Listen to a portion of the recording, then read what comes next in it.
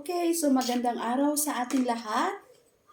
Isang tip lang po sa atin na mga mamis, kagaya ko na gumagamit ng ring sling. Ayan. Or itong tinatawag nating uban. Ngamday tuy, pero ito is, meron siyang ring. So tinatawag itong ring sling. Okay, so ito ang gamit ko kay Baby GM kasi mas madali lang siyang isuot at alisin. Okay, so yung type po nito is yung mesh type para hindi mainit sa katawan ni baby. Okay, so aside from our traditional na uban, meron yung tinali lang, ganon, gumagamit din ako nun. Pero mas prefer ko ito pag lumalabas kasi mas manipis, tsaka hindi siya bulky. So para po sa isang tip para paano to gamitin, so ialisin ko muna.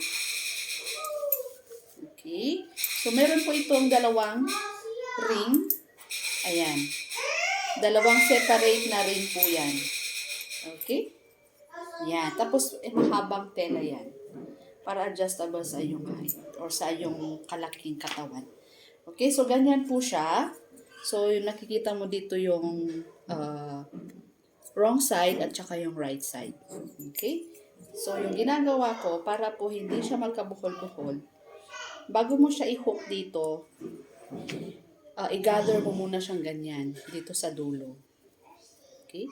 I-gather mo muna ganyan. Okay? And then, suksok mo siya dyan. Ayan. So, the wrong side, ipasok mo. Okay? And then, after na ipasok natin yan, i-on top of the other ring, dito rin ulit natin ipasok. Okay? Para mag-lock po siya. Ayan. So, nakikita natin, dapat yung itong side, isang part lang siya hanggang dito sa likod.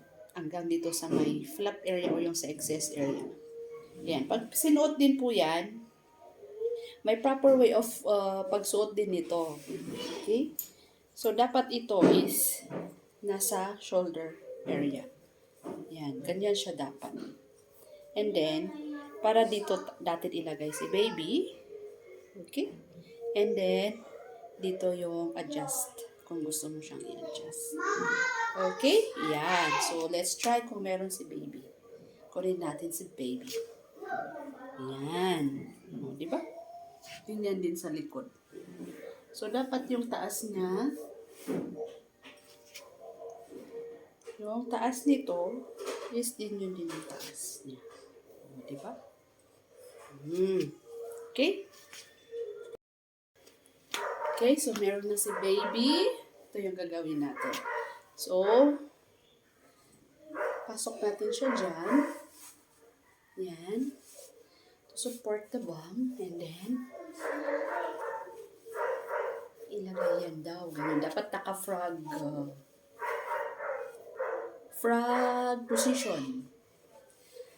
3 months si baby. Tapos, ito, hilain mo lang siya kung gusto mong i-adjust dito. Okay? So, sana yung, ayan. So, hilain mo lang. Ayan. Kung gusto mong i-adjust, hilain lang. Ayan. And then,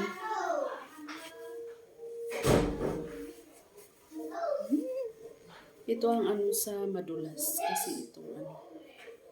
And then, kung ayaw mo itong mahaba, pwede mo ilagay dito sa likod para magsilbing head support. Okay, malikot ang aking bebe.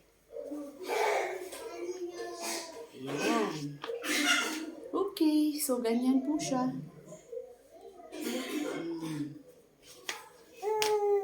Yan.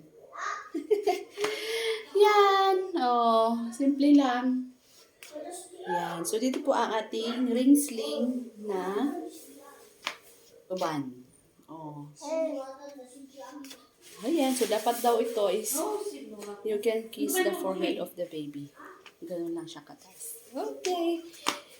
Thank you and follow for more.